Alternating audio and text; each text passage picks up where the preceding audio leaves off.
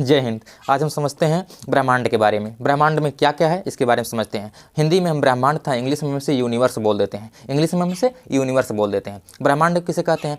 असीम विशाल अंतरिक्ष, असीम विशाल अंतरिक्ष जिसमें करोड़ों आकाश गंगाएं हैं, उसे हम ब्रह्मांड कहते हैं। अब ब्रह्मांड के बारे में समझते हैं। ब्रह्मांड में जो है 100 अरब आकाश गंगा है। ब्रह्मांड में कितनी आकाश गंगाएं हैं? 100 अरब आकाश गंगाएं हैं। 100 अरब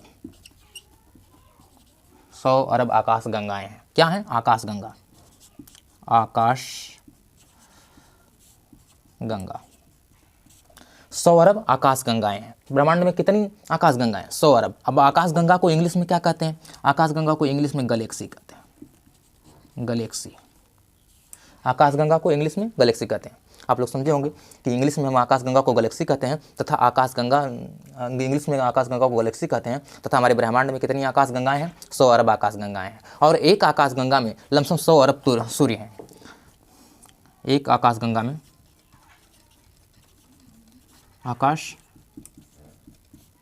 100 अरब क्या हैं? तारे हैं। तारे किसे कहते हैं?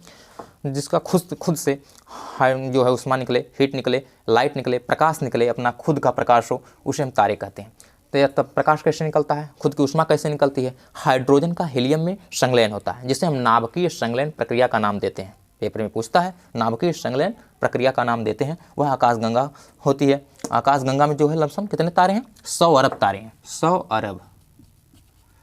अब सोचिए हमारा ब्रह्मांड कितना बड़ा है, इसके बारे में जानकारी प्राप्त करते हैं। यदि हमारे ब्रह्मांड की जो लास्ट की आकाशगंगा है, अब आकाशगंगा होती कैसी है इसके बारे में भी जानकारी प्राप्त कर लेते हैं। आकाशगंगा जो है वह स्पाइरल है।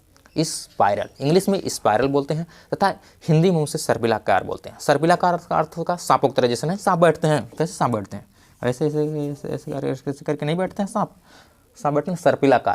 सर्पिलाकार का जिसे तस्तरी नुमा भी उसे बोल सकते हैं, इंग्लिश में स्पाइरल बोलते हैं। यह होती है जैसे आप स्प्रिंग देखें ना, स्प्रिंग ऐसे ही होती है ना, स्प्रिंग देखिए ऐसे स्प्रिंग ऐसे ही होती है ना।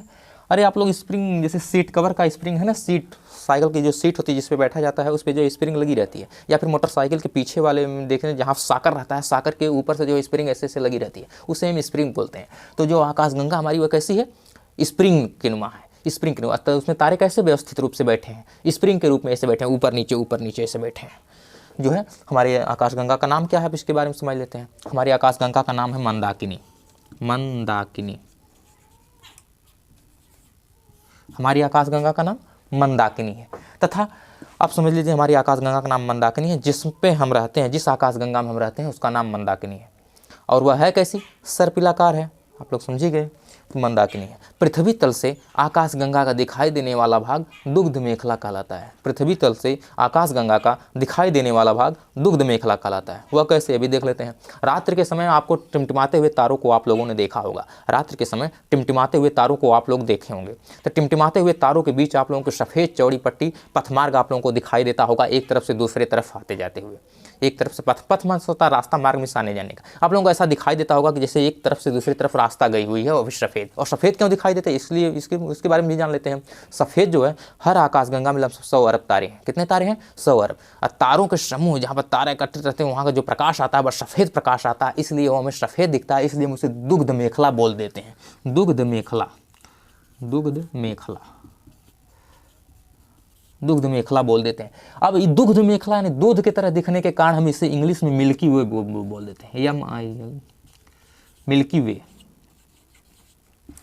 अब ये दूध की तरह दिखता है इसलिए मिल्की वे बोल देते हैं। अब जैसे मान लीजिए क्या हम पूछ सकता है, हम किस आकाशगंगा में रहते हैं? मंदाकिनी आकाशगंगा में रहते हैं। तथा पृथ्वी तल से दिखाई देने वाला मंदाकिनी का भाग वह क्या कहलाता है? वह कहलाता है दुग्ध मेखला। इंग्लिश में उसे कहते हैं इस मिल्की वे। अब देखिए आकाशगंगा जो है स्पाइरल है। अब देखिए इसके बारे में समझते हैं। आकाशगंगा में दूध की तरह दिखाई देते हैं। प्रकाश के बारे में समझ लेते हैं। यदि ब्रह्मांड का जो सबसे लास्ट छोर की जो आकाशगंगा है, यदि वहाँ से हमारे पृथ्वी तल तक प्रकाश यदि आए,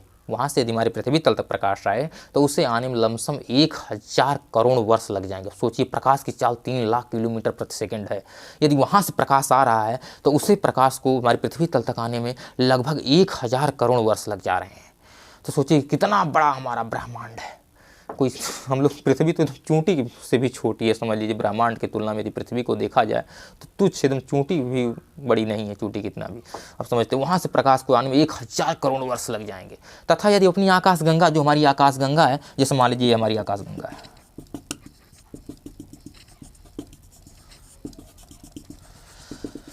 हमारी आकाशगंगा में जो सूर्य हमारा पहले बाहरी भुजा में बैठा था, जैसे मान लीजिए इस तरह हम देखें, जैसे यहाँ से ऐसे जाए ना, ऐसे मान लीजिए ऐसे जा रहे हैं, स्पाइरल है ना, तो पहले बाहरी वाली भुजा में था हमारा सूर्य, लेकिन बीच वाली भुजा में वैसे यहाँ पर आ गया। जैसे मान लीजिए यहाँ पे सूर्य है, यहाँ पे देखिए, मान लीजिए यहाँ पे बड़ा बना दे रहे हैं, जैसे यहाँ पे मान लीजिए सूर्य। अब हमारी आकाशगंगा जो मंदाकिनी, यदि यहाँ से प्रकाश चले तो यहीं पे मान लीजिए पृथ्वी भी यहीं कहीं होगी छोटी सी, तो यहाँ से यदि प्रकाश चले तो हमारे पृथ्वी तक आने में लमसम 1,00,000 वर्ष लग जाएंगे। यदि प्रकाश आए हमारी पृथ्वी पर तो यहाँ हमारी अपनी आकाशगंगा से यदि चले लास्ट छोर से, तो हमारे पृथ्वी तल तक आने में उसे 1,00,000 वर्ष लग जाएंगे। सोचिए हमारी आकाशगंगा ही कितनी बड़ी है। अब यहीं पर हमारा सूर्य भी कहीं होगा।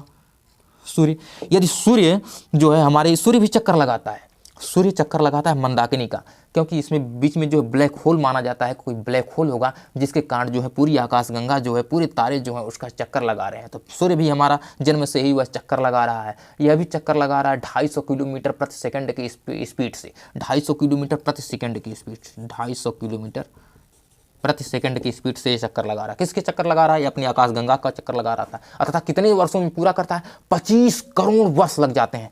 इसे जो अपनी आकाशगंगा का चक्कर, एक चक्कर पूरा करने में कितने वर्ष लगते हैं? 25 करोड़ वर्ष लग जाते हैं, जिसे हम कॉस्मिक ईयर का नाम देते हैं। कॉस्मिक ईयर, यह पेपर एग्जाम वगैरह में पूछता है। Cosmic year, cosmic year, cosmic year का नाम देते हैं। तथा हमारा पृथ्वी जो है सूर्य का 24 घंटे में चक्कर पूरा कर लेती है, ले देती है। यदि यहाँ से प्रकाश चले हमारी पृथ्वी पर तो लमसम 1,00,000 वर्ष लग जाते हैं। तथा हमारे सौरमंडल, प्रकाश को जो है सौरमंडल को पार करने में कितना समय लगता है?